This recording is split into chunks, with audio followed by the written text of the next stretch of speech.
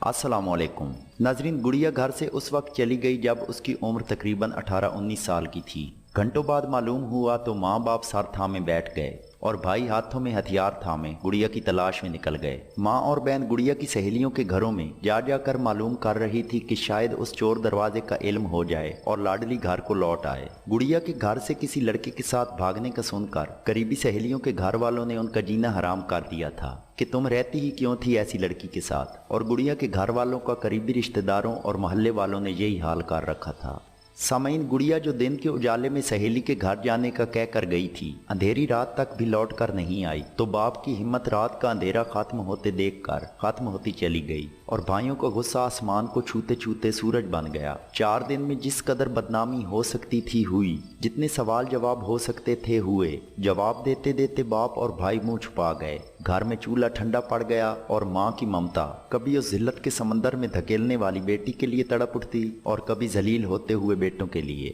سامعین، ساتھ ہی اس قصے میں ایک کردار اور بھی تھا، اور وہ تھی گڑیا سے 1 سال چھوٹی اس کی بہن، جس کا نکاح رشتہ داروں کے ہاں ہوا ہی تھا اور کسی تہوار پر رخصتی اور شادی کا ارادہ تھا، مگر افسوس کہ اس کی شادی بھی ٹوٹ گئی اور قبول ہے کا جواب طلاق میں مل گیا۔ مہندی لگے گی ہاتھوں میں یہ سوچ رکھنے والا وہ کردار طلاق کے کاغذات ہاتھ میں لے کر رو بھی نہیں سکتا تھا۔ جب ماں کو معلوم ہوا تو تسلی دینے کی بجائے 2 تھپڑ اس نے چھوٹی بیٹی کے چہرے پر رکھ دیے اور بدنصیب کہہ کر رونے لگی۔ سامعین، چھوٹی کی طلاق کے بعد باپ کی جھکی ہوئی کمر ٹوٹ گئی اور 5 بھائیوں کا عتاب اس کردار پر ٹوٹ کر گرا۔ بڑے بھائی نے تو حد ہی کر دی۔ اس نے اپنی بیوی کو کہا کہ اگر میرے ہاں بیٹی ہوئی تو اس گھر میں تمہاری کوئی جگہ نہیں رہے گی۔ شوہر کے یہ الفاظ سن کر حاملہ بھابھی اپنے مستقبل کی پریشانی میں بھاگی ہوئی ظالم ناند اور گھر میں طلاق ہاتھ میں لے کر بیٹھی مظلوم ناند، دونوں کو ہی گالیوں سے نوازتی جاتی اور ساتھ میں بیٹے کی پیدائش کی دعا بھی مانگتی چلی جاتی۔ سامعین، یہ واقعہ سالوں پہلے کا ہے مگر لوگوں کی زبان پر آج بھی آ جاتا ہے، اتنے ہی افسوس کے ساتھ جتنا آپ کو یہ سب سن کر محسوس ہو رہا ہے۔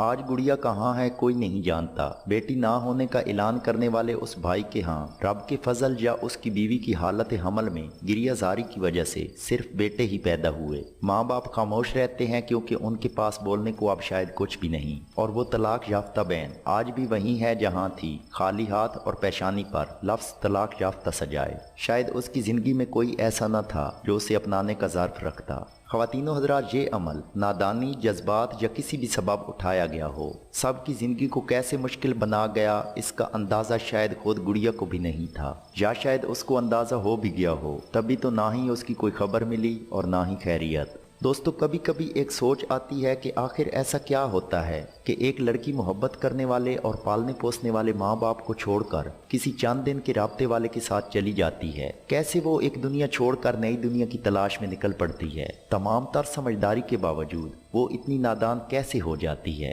جب اس کا جواب ڈھونڈا جائے تو سینکڑوں جواب ہمارے ارد گرد کھڑے نظر آئیں گے، مثلا مذہب سے دوری، شادیوں میں تاخیر، میڈیا، معاشرہ، والدین کی بے جا پابندی، توجہ نہ ملنا، آزادی کا غلط استعمال، منفی سوچ، صرف ایک پر اعتبار، عدم اعتماد، فلاں فلاں فلاں۔ لیکن ایک بات اور بھی ہے کہ جب آپ اپنے ساتھ رہنے والے گھر والوں پر بھروسہ نہیں کر سکتی تو پھر ایک باہر والے پر اتنی جلدی کیسے بھروسہ کر لیتی ہیں؟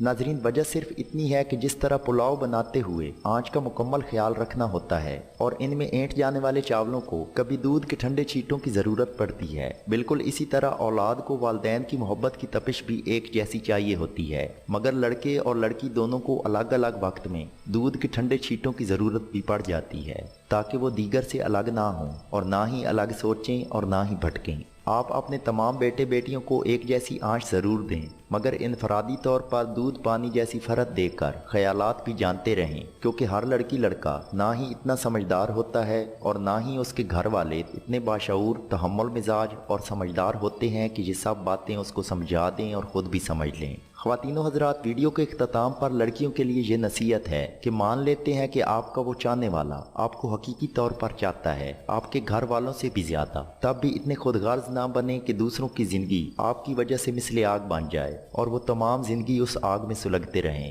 بھاگنا، گھر چھوڑنا مسئلے کا حل نہیں ہوتا، جو حل ہے اسے تلاش کر کے اس پر عمل کیجیے، بڑوں سے مشورہ کیجیے۔ گھر میں خود بات نہیں کر سکتے تو گھر کے بڑے جنہیں بڑا مانتے ہیں ان سے بات کیجیے، مگر خدا را گھروں سے والدین کے سر میں خاک ڈال کر جانے کا ہرگز مت سوچیے۔ سامعین، اس کے ساتھ ہی ہماری آج کی ویڈیو مکمل ہوئی۔ اگر ویڈیو اچھی لگے تو اسے لائک اور شیئر کریں، اور اردو شائن کو ضرور سبسکرائب کریں تاکہ آنے والی تمام ویڈیوز سب سے پہلے آپ تک پہنچ سکیں۔ ویڈیو دیکھنے کا شکریہ۔ اللہ حافظ۔